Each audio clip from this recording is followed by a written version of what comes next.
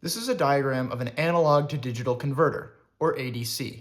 It uses a technique called successive approximation to take in an analog voltage between 0 and 5 volts and output a 7-bit signal that is the best approximation as possible between 0 and 127 of where that voltage lies in its range. Here's how it works. So successive approximation is a technique that works something like this. Let's say you have a number line from 0 to 100, and you want to figure out what a random number is on this line that I've picked. Let's say I've picked 60. And you want to figure out what my number is based only on me telling you whether it's higher or lower than your guess.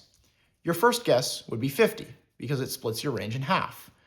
I would say it's higher, so then you would probably guess 75. I would say it's lower, so then you would guess something like 62. I would say it's lower again, and that would continue until you hit 60, and that would be my number. In binary, this is very convenient and easy to do, because in binary, every time you flip the most significant bit, you're cutting your range in half. For example, if you have a 4-bit number 0000, then 1000 will be exactly half of your range, right? That's 8, and your range is 0 to 15.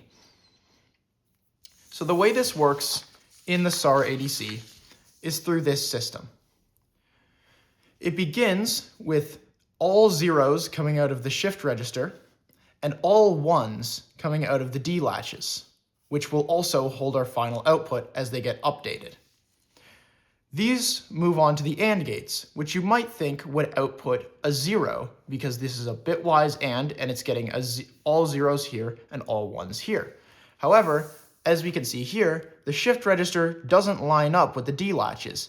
This first output of the shift register actually is ANDed with the second D latch, and so on.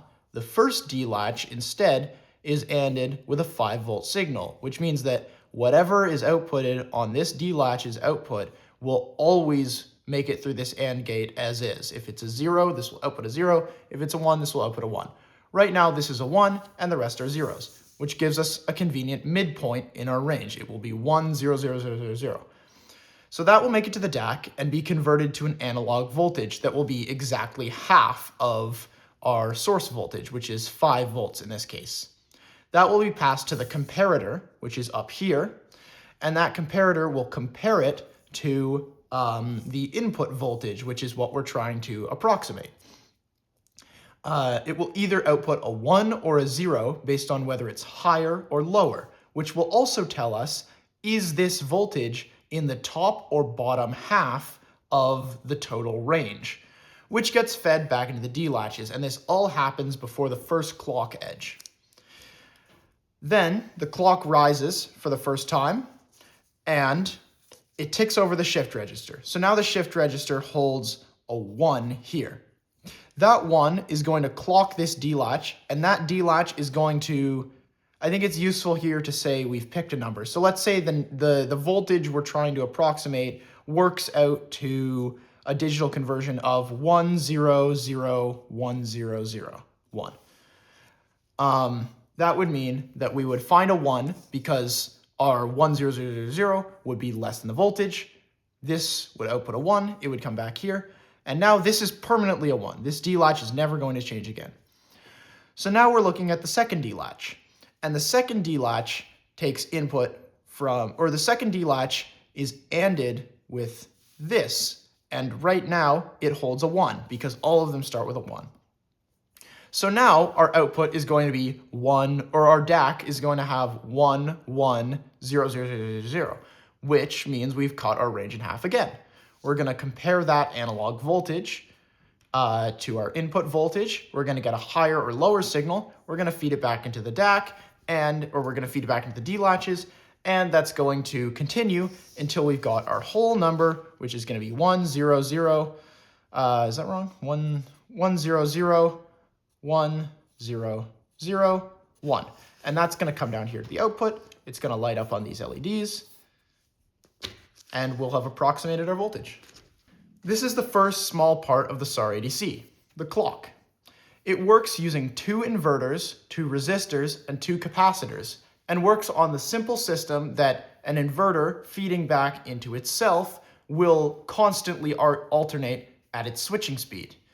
By using 2 inverters instead and capacitors, we can create a system where there are 2 symmetrical sides of the circuit charging and discharging at the same rate. So when one side is fully charged or charged past a threshold, it will flip to the other side, and that side will begin charging, and it will flip back and forth indefinitely, which you can see in this Fallstad simulation.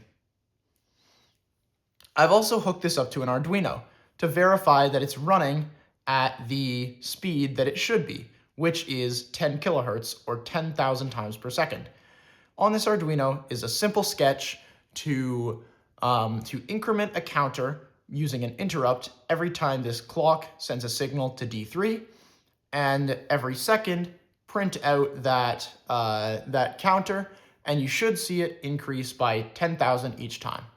It actually increases by a little bit less each time, which can be chalked up to the fact that serial print takes a couple clock cycles to execute, which means that it's missing a couple interrupts during that time.